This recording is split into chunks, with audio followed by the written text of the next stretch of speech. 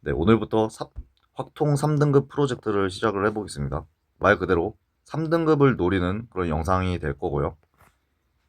3등급이 필요한 친구들이 있죠. 뭐 수시 최저를 맞춘다던가, 뭐 정시에서 3등급 정도는 나와줘야 되는 그런 친구들 분명히 있어요. 그런 친구들을 위한 주제 강의가 될 거고요. 자, 확통 3등급을 맞추려면 도대체 어떤 문제를 풀어야 되냐. 그 문제만 공략해서 풀 겁니다. 더 쉬운 문제, 너무 쉬운 문제 안 할 거고요.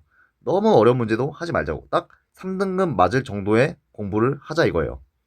자, 일단은 수능에서 30문제가 있는데요.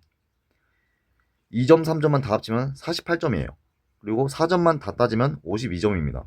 근데 일단 2점, 3점은 다 맞는다고 생각을 하면은 4점짜리를 도대체 몇 개를 맞춰야지 3등급이 나오냐.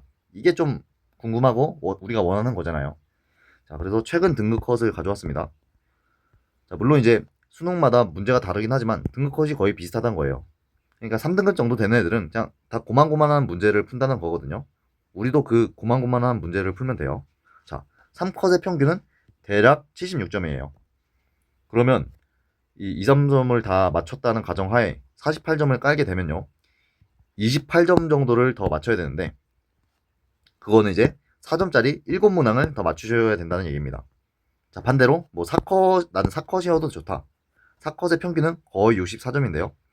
2점점을 다 맞췄다는 가정하에는 4점 문제를 4문제만 더 풀면 됩니다.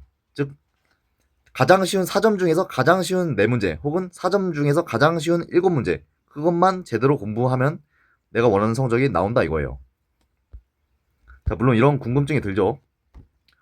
내가 열심히 공부를 해도 수능날 가면은 새로운 문제가 나올 건데 이게 의미가 있나 이런 생각이 들어요.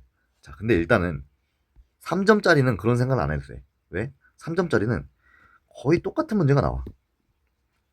3점짜리에서 뭐 색다른 시도? 그래봤자 3점이에요. 그럼 반대로 4점은요? 4점은 맨날 주제자가 다르거든요.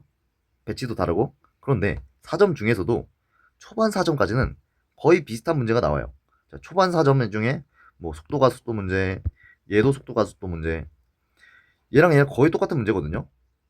위에 거 풀 줄 알면 아래 거 풀 줄 알고, 아래 거 풀 줄 알면 위에 것도 풀 줄 알고, 거의 똑같은 문제예요. 이런 것만 제대로 준비해서 시험장 가서 맞추자 이거예요. 어려운 거 못 풀더라도 딱 3컷만 혹은 딱 4컷만 맞출 수 있게 공부를 하자 이겁니다. 자, 얘도 뭐 비슷한 문제예요. 밑에는 작년 수능이거든요. 자, 얘도 거의 비슷한 문제인데, 자, fx 위에서의 접선 그리고 xfx에서의 접선. 얘도 fx 위에서의 접선 그리고 어떤 걸 곱한 거에서의 접선. 실제로 풀어보면 거의 유사한 문항이거든요. 즉 4점 초반까지는 거의 유사한 문제만 올라온다. 그러니 우리는 준비할 때도 그것만 제대로, 그것만 잘 준비해서 수능장 가서도 그거를 맞추자 이거예요. 자, 그래서 앞으로 제 계획은 뭐냐면요.